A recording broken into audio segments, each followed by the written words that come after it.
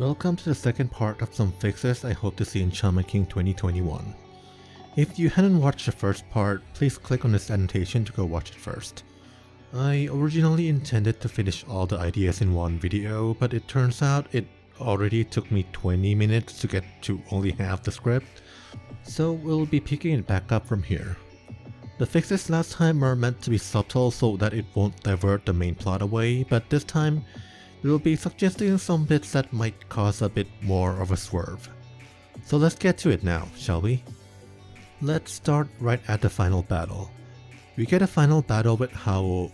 First off, the lack of Byakuo vs Kurobina is disappointing, and at the very least we can rest assured that we will get that in one form or another in the new anime.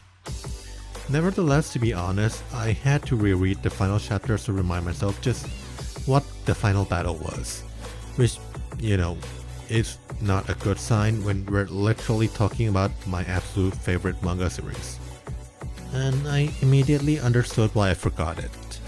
The final battle was where the 5 heroes used their great elemental spirits to fight Hao and his great spirit Oversoul, where they throw around natural disasters, barriers, and astral phenomenons around like the final battle of Tengen Toppakuren Nagan. Scale wise, yeah, it's suitable for their final battle, but it wasn't memorable because they literally just throw explosions around and measure who's got the biggest bang. Or should I say Kang, Zeng, bang. Not to mention it felt weird how Lizard suddenly just casually start using Spirit of Fire against Hao. Spirit of Fire, the spirit that was supposed to be bound to Hao since 500 years ago. The same spirit that stole and raised him since he was a baby, and the very spirit that killed Lizard's own parents. It was indeed explained that Hao was the one who let go of Spirit of Fire by himself when he became the Shaman King, but still, out of all that happened, it felt weird for Lizard to suddenly just have no problem using it. It'd be like if Batman stole the gun Joe Chill used to kill his parents to explicitly use it to kill Joe Chill himself. Only even that wouldn't be as weird since the gun isn't a sentient being that's sworn loyalty to Joe Chill for the past 5 goddamn centuries. Then there was the disparage between 4 of the heroes suddenly mastering their elemental spirit powers, being able to call precise voltage and temperature of their attacks and everything, and Yo bumbling around because he couldn't figure out how to use Spirit of Earth in space. It felt weird for something that's supposed to be the final battle. And then when the heroes ultimately lost and was about to be finished by Hao literally creating a black hole, they were safe when Manta comes in with a train filled with all of the shamans ever shown in the story, as well as all the families of the heroes. All of them suddenly just singing about the power of love and how great it is, and it took Opacho literally trying to commit suicide by jumping into the black hole to get Hao to shut that hole up. Even then, Hao insisted that he still hates and wants to kill all humans, on which Hao's past life mom pops up, bitch slaps him and forces him to quit destroying humanity because mommy don't approve of your behavior, young man, which finally caused Hao to STFU. It all felt weird and felt like it could have been wrapped up more cleanly if only Takei was given more time. If you ask me how to fix this, well, rather than them immediately switching to full-on using the elemental spirits, I would have preferred that they use their old partner spirit and use the elemental spirits to upgrade them. So it doesn't look like they just threw away their old fighting style just to go DBC this one time. As for whether or not Hao should still win, I'm not against him winning. After all, it is to prove the point that he has obtained divine power.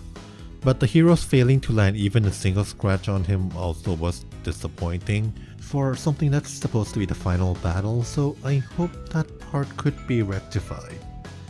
Idealistically, I'd make it so that they all gang up on Hao, but the heroes still get taken out one by one until Yo is the only one remaining. Hao, as badly damaged that he is, still destroys Yo's Spirit of Earth, then Amidamaru, just when Yo's sword looked like it was about to reach Hao. But then, instead of killing Yo the same way he did everything else, Hao stopped his attack, holds Yo in the hand of his Great Spirit Oversoul, and strikes a conversation with him, giving him the one chance to convince him not to destroy humanity. Like in the original, Yo said that he fundamentally doesn't disagree with Hao's argument that humanity is corrupted and selfish, but he won't let Hao destroy humanity just because he loves humanity, and he will continue to try and find any way he can do to redeem them of their corruption. That killing humanity isn't really fixing the problem as much as throwing the problem away. Like choosing to throw away your phone when it got slow instead of trying to fix it. That he just doesn't like to do something that sounds so irresponsible. Hao confronts Yo that his arguments are nothing but empty sentiment and platitudes, singing about impossible ideals. That was when Manta can come in and we can do the power of love talk to show that it may be sentimentalism and platitudes on distant ideals, but it's not impossible. Hao still remains unconvinced, until Opacho and his past life mom comes forward, and through their act of sacrifice and love, which show that indeed, Hao himself has a spark of sentimentalism inside him, that as much as he hates humanity, Hao himself also has someone he loves and doesn't want to die. But of course the mom's part in Mappadoji also has to be expanded in order to show her actual bond with Hao, her actual love that will eventually come to save the world. I feel that this would have already been how Takei wanted to wrap up the final battle. The only issue is that he wasn't given enough pages in the book to be able to do this, so he had to rush through it. And we come to the final message of the manga. It's kinda on the nose, so I'll just quote it. You know, I don't like humans that much either. Sure, people like you aren't as disgusting as those people that just go along with the crowd. That's why Anna and I could identify with and wanted you. I think it's pretty obvious. Grandpa told me once that the humans are like cancer cells. Those cells satisfy their appetite by eating the surrounding cells and they increase quickly. They keep eating the healthy cells and increasing more and more. So eventually they ruin their environment and destroy themselves. Nowadays it's too late to change their behavior. But humans will ruin the planet unless someone fixes the situation. And that someone is the Shaman King. And from the first chapter in the spin-off manga Shaman King 0, Yo, in response to seeing his schoolmates. What a bunch of crap. They all watch the same stuff, listen to the same stuff, get excited about the same stuff. They all go to the same place, causing traffic jams, delays, and long lines everywhere. It's a total waste of time. Humans are like stupid flock of sheep. So annoying. I'll pretend I didn't see them. They're even worse than sheep. Always quick to reject anything that goes beyond their understanding. That's why I hate them. Then from the Mappadoji chapters of Shaman King 0. What a bunch of superficial pigs. Sucking others dry, indulging in every possible luxury when people outside the capitals are suffering, without even noticing their self-destructive behavior. These poor fools keep attracting Onis with their acts. Same goes for those in the streets. They're nothing but livestock living a lie, not even trying to do something about it. That's why I'm not interested in taking sides. But if everyone is living only for themselves, then the last one standing gets the world. I wouldn't mind having some more people with my same powers in that world. At least that way, living in this rotten place wouldn't suck so much. Really on the nose, right? It really shows Takei's anti-conformist views against society that gets swept around, being complacent that they don't care about fixing all the societal and environmental problems around them. That they're all tribalistic, flocking together and rejecting everything they don't understand just because that's what their egos are built upon. And it is this very behavior that is leading humanity to destroy itself. And looking at how the Kang and Shaman King series itself has been treated, I can't say I don't understand where he's coming from.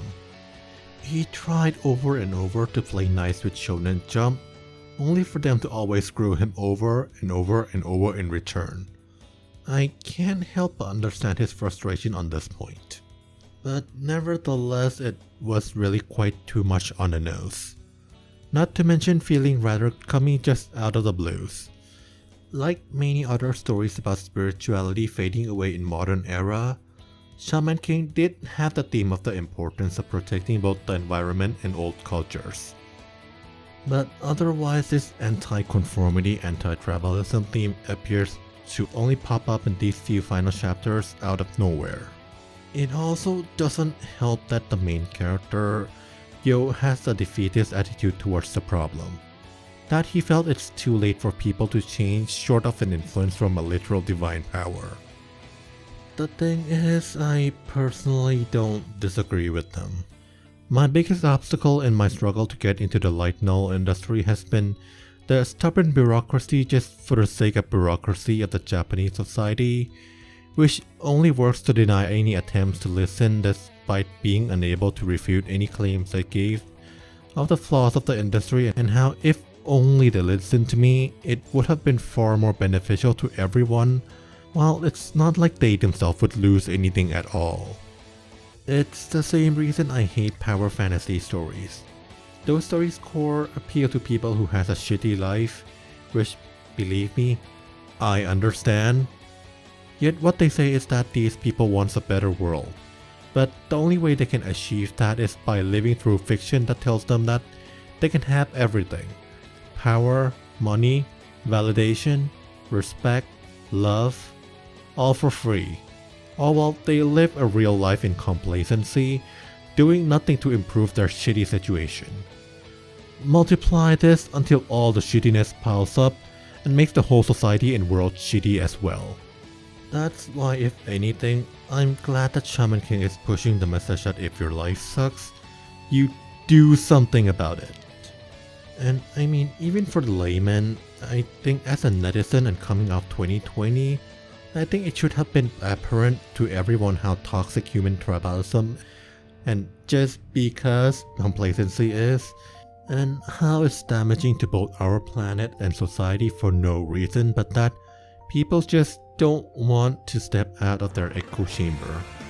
But yes, this message could have been implemented way better and should have been built up from far long before they get to this very tail end of the story.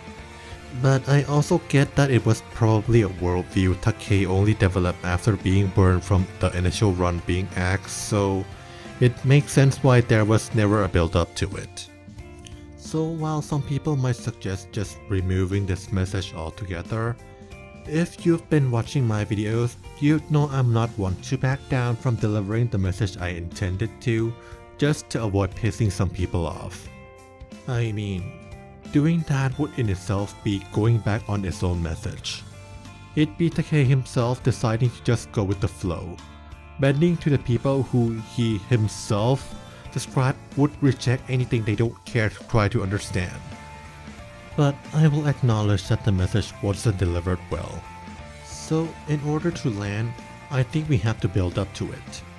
It's also one of the reasons why I think Ryu and Faust needs to have their personal goals be more emphasized. Otherwise, they themselves would be exactly like the people the message is beating on. People who just go along with the flow without autonomy of their own. You can give this message to the Patch Priest. As per the final arc, all of them but Necrom doesn't have any beef against the party, but nevertheless is tasked with killing them. It is why I made it so that Thalem gives up and chooses his own death to let Faust pass, despite him having the advantage. It is because Thalem realized that he is opposing this man with his noble goal, not out of any personal disagreements, but only because he was ordered so. And so, since he feels like the Patch Priest returning to the Great Spirit isn't a big deal anyway, he chooses to defy his orders because he genuinely wants to cheer Faust on. And it's not even really out of character because in later sequels, all Patch Priests actually showed that they are all perfectly chill with dying. But I feel like this still wouldn't be enough, considering the Patch Priests are only fully explored in this final arc, so perhaps we could also have this theme applied to other enemies before. At first I assumed this would mean Howl's followers, since they don't really have a unifying ideal either. But it was Hao who said he hated people who just go with the flow, so that type of people certainly wouldn't be what he'd like to recruit. The Pt.2 chapters kinda touch more on this theme, and how it reflects Hao's motivation. So I take it they're also gonna adapt it and insert it in somewhere before the final arc, or maybe release it as an OVA, since knowing this would certainly help with the finale with Hao's past life mom to not fall as flat. But here is my alternate, or perhaps additional suggestion.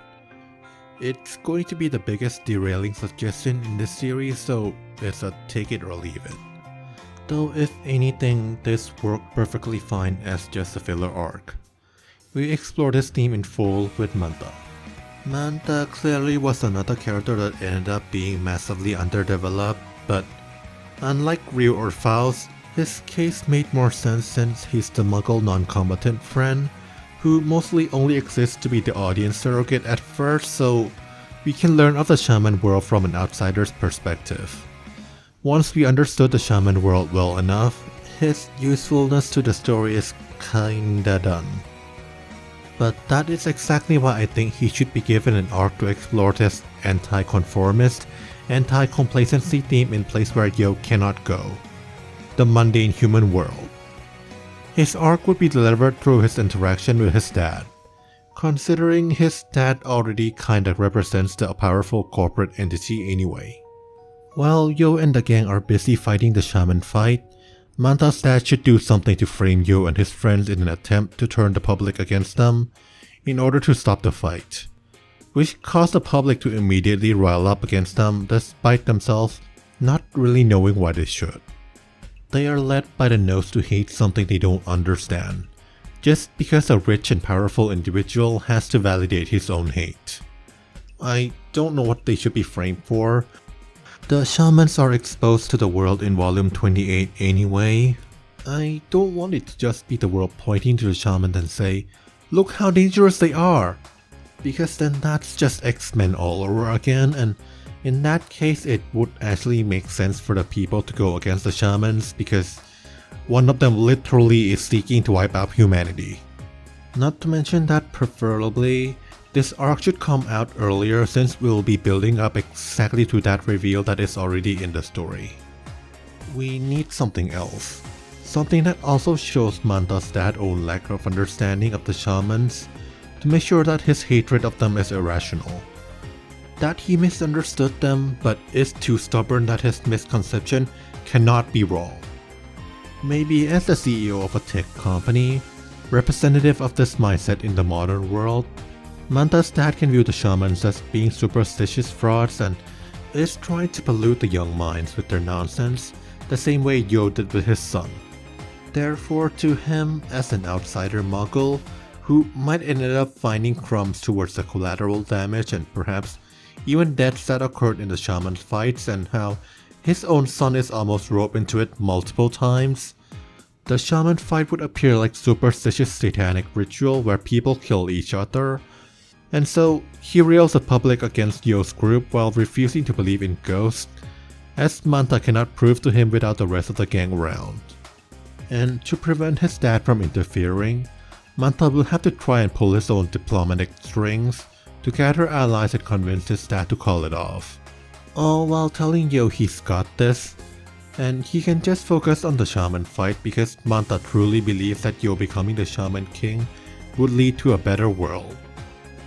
When Manta tackles his dad with this argument, the topic will shift from whether shamans are just superstitious bunch to how even if he can talk to ghosts, it is foolish for Yo, a child, to even presume he can change the world. He will say that the world doesn't operate like that. That true as it may be that social problems, inequality, environmental problems and the such are caused by billions of people being complacent and conforming to their society, but that is because that is how the modern world is built. The world is built on self-interest, and in order to allow said billions of people to pursue self-interest, there needs to be a flow, the societal guideline for them to follow. Otherwise, if everyone, including delusional children such as Yo, think they should just do whatever the hell they believe will save the world, then it will only lead to chaos and everyone losing out in the long run. Manta's dad will reaffirm that the world that he and Manta is living upon is built upon that notion, and neither is it Manta's position to be arguing when in the current state. He too is just a powerless child who is only leeching off his dad's fortune.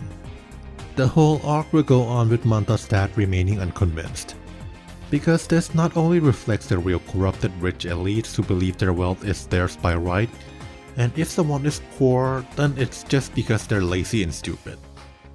You could have a little flashback of Manta's dad back in the day, where he had a similar relationship with his dad. Maybe he wanted to be an activist running a non-profit to change the world, only for his dad to say that goodwill cannot do jack and it is only money that can change the world. And tried as he might, Manta's dad couldn't get this charity going, so he ultimately had no choice but to go for self-interest, to go with the flow, with the path his dad has set for him, and now he wants to make sure his son doesn't make the same mistake. Then, when the shamans are exposed later, we cut to Manta again to show the panic and chaos that ensued in the news. His dad, as an elite who would lash out instead of admitting his fault, would try to overcompensate as he funded the war fleet and hiring Raihai to fight the shamans, culminating in his defeat at the hand of Hao's Kurobina. Manta's dad will be captured by Anna, where he will get the chance to talk with the three surviving dads of the heroes. He will start to see from their perspective, that of shaman fathers who is leaving the future of the world to their sons, but yet his elitist ego will remain hardened. Later, Anna and Manta brings him to Mu, where he finally meets his epiphany. There, he witnesses the team fighting the Patch Priest, where Anna will tell him that indeed humans, even children, individually may not be able to contribute too much. Just one person wanting change would not be able to change society. So it is for that one person to pass their ideal along to the others, just as Yo did to Manta, Amidamaru, all his friends and Anna herself, in order so they can come together to influence the greater mass that is the society, represented by the Great Spirit, the collection of all souls that ever was. It's a mix of the usual shonen power of friendship trope, but actually applied on a more societal scale, and not as naively. Though, yeah, I am still kinda on the fence about this myself, since people might hate this arc, because Manta isn't really that interesting of a character in himself, and because it does distract away from Yo's side. Just saying. The story itself needs to show more impact of how the common world reacts to the shamans being exposed. Though it might be difficult because every other following sequels has the status quo reset to the muggles not knowing the shamans exist. But hey, I think that wraps up the ideas then. This took way longer than I thought it would. Do I expect even half of these to come to fruition? Not really. To be honest, even if none of them come true, I'm still thankful that this favorite franchise of mine is coming back, and since rumors of a remake has been floating around for so long, I hope this means Takei can have faith that regardless of what changes there will or will not be, we can trust that the anime will turn out good. So if you agree or disagree with any ideas given here in particular, feel free to discuss it in the comments. If you like this brainstorming session, please like and subscribe for more content similar to this. I usually have pitching ideas for my own novels and videos of free premise giveaways for the sake of inspiring you to take up your own writing career. So please check their playlist out if you are interested, and stay tuned for more. Thank you for watching, and let's meet again.